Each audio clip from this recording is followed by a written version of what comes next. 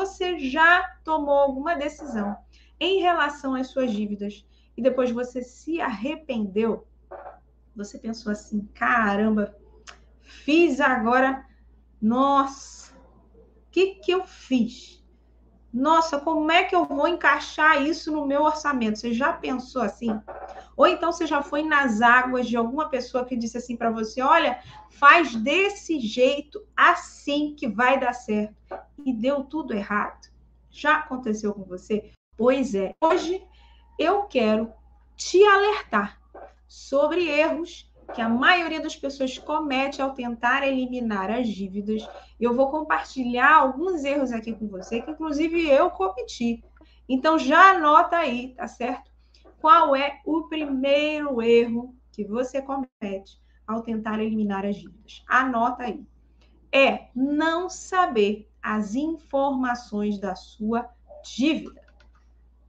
É fundamental. Repete comigo aí, é fundamental você saber exatamente o valor da sua dívida, quantas parcelas você fez lá o empréstimo, por exemplo, quanto você já pagou, quanto você ainda deve, qual é a taxa de juros, tá certo? Você precisa ter o conhecimento das informações da sua dívida. Tá certo? Porque essas informações vão te dar base, por exemplo, quando o banco oferecer uma proposta, um acordo para você, você vai ter as informações como base para saber se aquele acordo é bom ou não, se aquele acordo tem taxa de juros abusivas ou não, tá certo? Então você vai começar a ter ali, ó, argumentos, você vai ter informações para discernir se aquele acordo é bom ou não para você, tá certo? E aí você vai dizer assim para mim, mas Lídia, como é que eu vou saber essas informações? Vamos lá, vou te contar.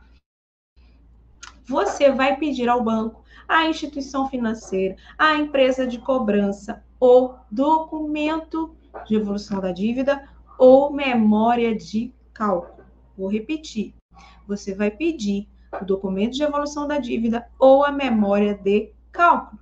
Nesse documento você vai ter todas as informações da sua dívida. Lídia, mas de onde surgiu isso? Você tirou da sua cabeça? Não. Você tem respaldo, você tem esse direito assegurado, está escrito lá na resolução do Banco Central, que é quem rege os bancos. A resolução de número 4292 de 2013 fala que as instituições financeiras elas devem dar a você, entregar a você essas informações da sua dívida, tá certo? Eu vou dar um exemplo aqui, olha só, presta atenção. Digamos que você tinha uma dívida de um empréstimo que hoje está no valor de 20 mil reais, um exemplo, tá? Aí você foi lá, ligou para o serviço de atendimento ao cliente, pediu lá o documento de evolução da sua dívida. E quando você olhou para o documento, o que constava lá? Que o valor inicial da sua dívida era de 5 mil, que você já pagou 2 mil e que, portanto, falta você pagar 3. E hoje a dívida está quanto? 20. E aí, Lídia? E aí? E daí que agora você tem argumentos na hora de você negociar as suas dívidas. Porque você sabe que uma dívida que era 5 não pode estar 20. Não pode ter quadruplicado. Como? Entende?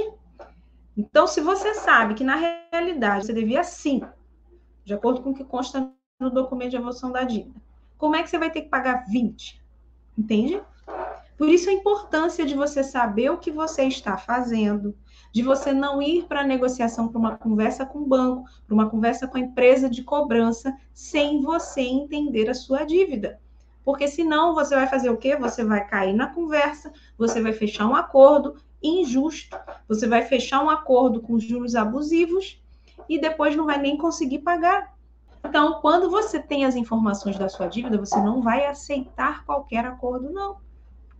E eu costumo dizer que a gente precisa ter em mãos o manual da dívida.